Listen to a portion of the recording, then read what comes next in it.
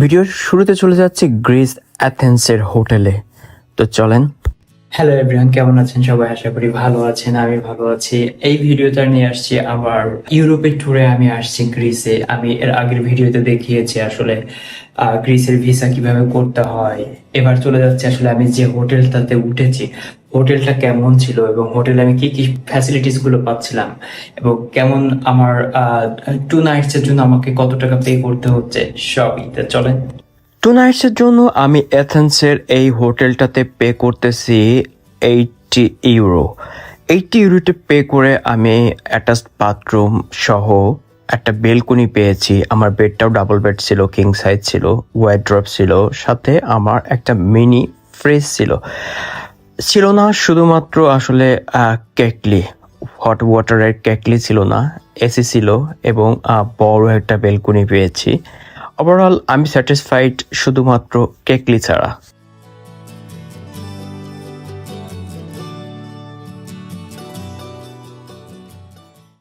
তো এই ছিল হচ্ছে আমার আমি যে হোটেলে উঠেছি, আমি যে রুমটা নিয়েছি সেই রুমের একটা কত বড় বেলকুনি এবং আমার বেড, আমার টয়লেটটা কেমন, আমার যে ক্লথ রাখার ড্রয়ারটা কেমন।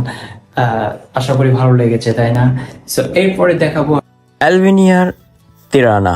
অ্যালবেনিয়া ছবির মতো সুন্দর একটা দেশ। চলেন, এখানে কেমন খরচ হয়। 6 নাইটের ট্যুরের অ্যালবেনিয়া ছিল আমার 4th নাইট এবং 2 নাইটসের জন্য আমি অ্যালবেনিয়ার এই প্রাইভেট অ্যাপার্টমেন্টটা বুক করি Booking.com থেকে এবং এর জন্য আমাকে পে করতে হয়েছিল $75। এরা ডলার এবং ইউরো দুটাই নেয়। এর মাধ্যমে আমি একটা কিং সাইজ বেড পেয়েছি, বেলকনি পেয়েছি, কিচেন পেয়েছি এবং একটা টয়লেট এবং সিটিং এরিয়া পেয়েছি। গ্রিসের সাথে কম্পেয়ার করলে এটা খুবই লাক্সারিয়াস একটা অ্যাপার্টমেন্ট এবং আমি আমার এই $75 আমি খুবই স্যাটিসফাইড। আশা করি আপনারা দেখেছেন আসলে আমার আমার অ্যাপার্টমেন্টটা দেখেছেন। আসলে ট্যুরে এসে যে অ্যাপার্টমেন্টে আমি আসলে থাকতেছি, যে আমি আমি প্রথমে হোটেল চুজ করছিলাম। হোটেল চুজ করার পরে আমি প্রাইস কম্পেয়ার করে দেখছি যে প্রাইভেট অ্যাপার্টমেন্টে ভাড়া কেমন।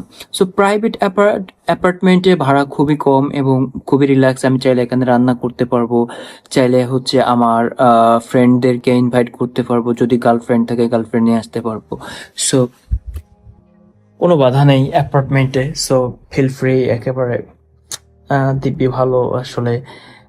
একটা মানে রিফ্রেশ মাইন্ডে আসলে যে আমি 2 নাইটস থাকবো, 2 নাইটসের আসলে সেই মানে কোনো বোরিং জিনিসটা কাজ করবে না। সো আলবেনিয়া ট্যুর শুরু। এটা ছিল আমার অ্যালবেনিয়ার। জাস্ট আমি কোথায় থাকবো, ভাড়া কমন। 2 নাইটসের জন্য এই অ্যাপার্টমেন্টে আমি পে করছি অনলি $75। এখানে আমি ডলারে পে করছি। এটা হচ্ছে আপনি যদি পাউন্ডে পে করতে চান তাহলে আরো কম পড়বে, দেখা যাচ্ছে আপনার 60 পাউন্ড। যদি ইউরোতে পে করেন তাহলে 70। সিমিলার, ডলার আর ইউরো প্রায় কাছাকাছি, বাট ধরুন অ্যাপ্রক্সিমেটলি 70 ইউরো আপনাকে পে করতে হবে এখানে। সো এই ছিল হচ্ছে আমি Booking.com থেকে করেছিলাম। আর আমি এই অ্যাপার্টমেন্টের রিভিউ দেখে তারপরে আমি চুজ করছি, কারণ যারা আগে থেকে যে সবাই আউট অফ 10 দিয়েছে, সো আমিও আউট অফ 10 দিয়ে দিলাম। Thank you. এরপরে জার্নি অ্যালবেনিয়ার সিটিতে কি আছে একটু টুকটাক করে দেখবো। That's it, chapter last 2 days। তো আসলে বুঝতেই পারছেন কোথায় আসছি রোমে। সো মিলান দেখলাম, গ্রিস দেখলাম, অ্যালবেনিয়া দেখলাম, দেন আমি রোমে আসলাম। রোমে যে আমি যে রুমটা ভাড়া করেছি, সেই রুমটার সবচেয়ে বেশি পে করে আমি ভাড়া করেছি, সেটা হচ্ছে 120 পাউন্ড দিয়ে আমি রুমটা 2 নাইটসের জন্য ভাড়া করেছি। কিন্তু মানে আমি এতটাই শকড, আনবিলিভেবল। সো আসলে মানে রোম মানে তো শুনছি সে পুরাতন ঐতিহ্য, হয়তো বা এই জন্যই তো এত দামে পুরাতন ঐতিহ্য নিলাম। So let's go. আপনারাই আপনারাই বলবেন আসলে আসলে 120 পাউন্ডস দিয়ে আসলে এটা এটা আপনারা ডিজার্ভ করেন কিনা। রুমটা বেশ খুবই বড় ছিল।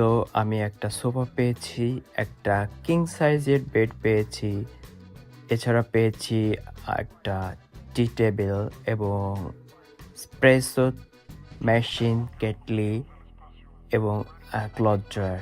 আপনাকে যদি আমি আমার ক্লথ ড্রয়ারটা দেখাই, খুবই জীর্ণ শীর্ণ একটা ক্লথ ড্রয়ার। এখানে ব্ল্যাঙ্কেট ছিল না, জাস্ট 2টা পিলো ছিল। এখানে একটা এসি আছে, বাট এসিটা খুবই নয়েজি এবং এটা যখন রাত্রে চালানো হইতো, একটা ফ্রিজ পেয়েছি, মিনি ফ্রিজ।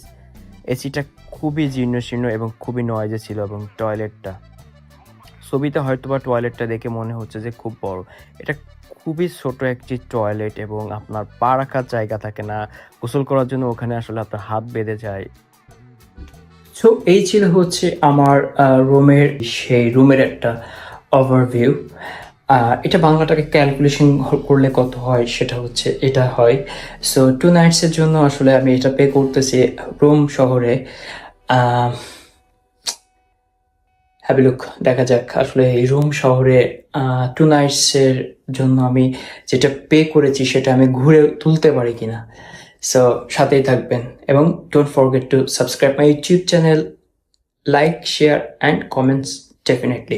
এবং আমি বলবো আমার কত খরচ হচ্ছে। Thank you very much, see you. আসলে কথাটা না বললেই নয়। আমি এই জন্য তো আবার চলে আসছি আসলে বলার জন্য।